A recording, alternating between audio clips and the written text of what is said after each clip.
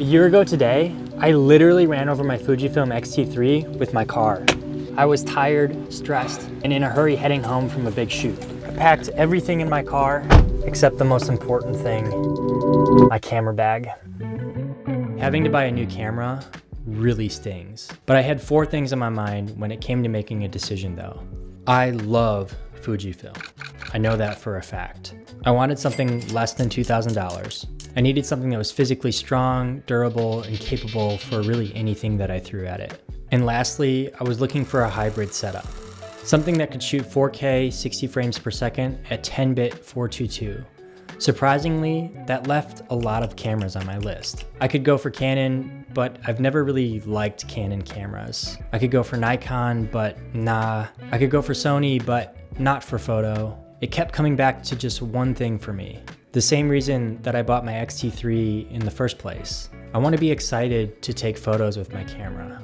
My camera should be an extension of me, not just a tool. So I bought the X-T5. This camera is a beast. It rocks a 40 megapixel sensor. It has hybrid capabilities, can shoot up to 4K 60 frames per second at 10-bit 422. It has in-body stabilization. It has a magnesium alloy body. It's strong as heck and I can trust it.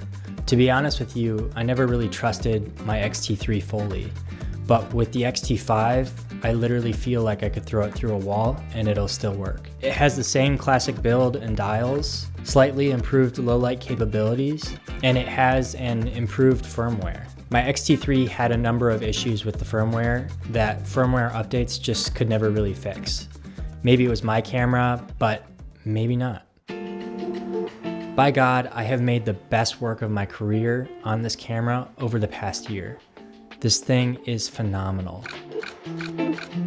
This camera is beautiful and it's so fun to shoot on. This is wild to say, but it seems like the Fujifilm X-T5, though it's a crop sensor camera, can hold its own against any 40 megapixel camera on the market. Any of them. Best of all, it's a beast hybrid camera. I know it can shoot 4K at an insane bit depth, but I guess part of me just didn't believe that it'd be able to hang low with my FX3, but it actually can. I mean, look at this. These are interview setups that I've done over the past year where my Fujifilm X-T5 was a B-cam, a close-up shot. I mean, are you kidding me? You can't tell the difference. Of course, there's minor little things, but I mean, the colors are so insanely close. You would think I had another FX3 in the room. Now, just to be clear, I wouldn't use this camera over my FX3 for filmmaking. Its autofocus just doesn't perform as well.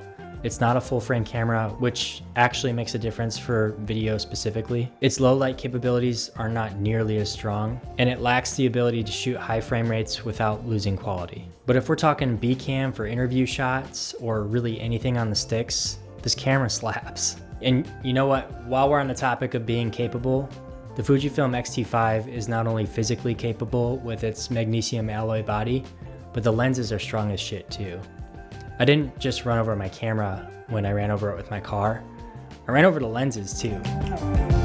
Yes, I'm a major league idiot, but that's actually really insane. Honestly, bravo Fujifilm for making really durable lenses. I'm completely blown away, and it saved me, obviously, a lot of money in the process. Look, if you're in the market for a great camera, you're on a tight budget, and you're looking for a camera that can do more than just take photos, look no further than the Fujifilm X-T5. This is your camera. I love making art with this, in a way that I never did with my Sony a7 III, my Canon 5D Mark III, my Sony a6500, and even my Fujifilm X Pro 2. I know that one's kind of a hot take, but bear with me. I freaking love this camera, and I genuinely think that you will too.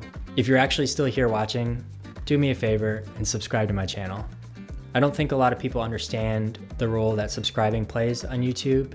It is an absolute grind on this platform, and subscriptions are just a number, but for somebody who's trying to build a life on the platform, it actually helps them a lot. Or don't subscribe. Honestly, mad respect if you just listened to all this and then decided not to subscribe.